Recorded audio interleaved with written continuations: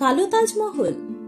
আচ্ছা, সাদা মার্বেলের ওই চোখ ধাঁধানো সৌন্দর্য প্রত্যক্ষ করার সময় এমন চিন্তা মাথায় এনেছেন কখনো? এখনো অব্দি তা এনে না থাকলে কয়েক মুহূর্তের জন্য চোখ বুজে কল্পনা করুন তো, বর্তমান ম্যাজেস্টিক সাদা তাজমহলের ঠিক সিমেট্রিক্যালি আইডেন্টিক্যাল অপোজিট লোকেশনে স্বমহিমায় দাঁড়িয়ে রাজকীয় কালো তাজমহল। দুপারে দুই তাজের ঠিক মাঝখান দিয়ে কলকলিয়ে বয়ে চলেছে যমুনা নদী, আর তারই উপর দাঁড়িয়ে আছে রূপোয় মোড়া এক সেতু, এই দুই সাদা কালো তাজকে এক করে দিয়ে। কি গল্প মনে হচ্ছে নাকি? আরে না না, এমনটা কিন্তু গল্প হলেও সত্যি।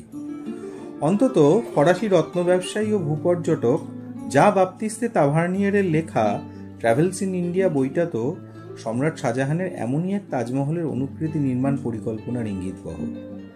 শাহজাহান নাকি সত্যিই এমন সাদা কালো জোড়া তাজমহলের স্বপ্নই দেখেছিলেন, আর সেই মতোই যমুনার অপর পারে নিজের সমাধিক্ষেত্রের নির্মাণ কাজও শুরু করে দিয়েছিলেন। তবে শাহজাহানের এই ব্যয়বহুল স্বপ্নের বাস্তবায়ন কিন্তু আর সম্ভবপর হয়নি।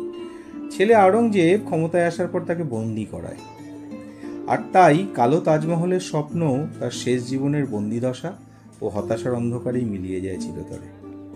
তবে তাভার্নিয়েরের লেখায় এই কাহিনী আবার জেগে উঠলে তার সমর্থনের প্রমাণ হিসেবে উঠে আসে নদীর ওপারে আগ্রার বিখ্যাত বাগান মেহতাব বাগ থেকে পাওয়া কিছু কালো পাথর।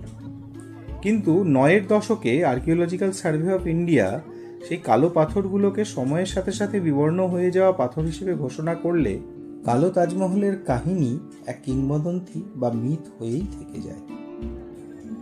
বর্তমানে মধ্যপ্রদেশের বুরহানপুরে শাহনওয়াজ খানের যে সমাধি কালা তাজমহল হিসেবে পরিচিত, সেটি শিল্প নৈপুণ্যে অসাধারণ হলেও কোনোভাবেই শাহজাহানের স্বপ্নের বাস্তব রূপ নয়।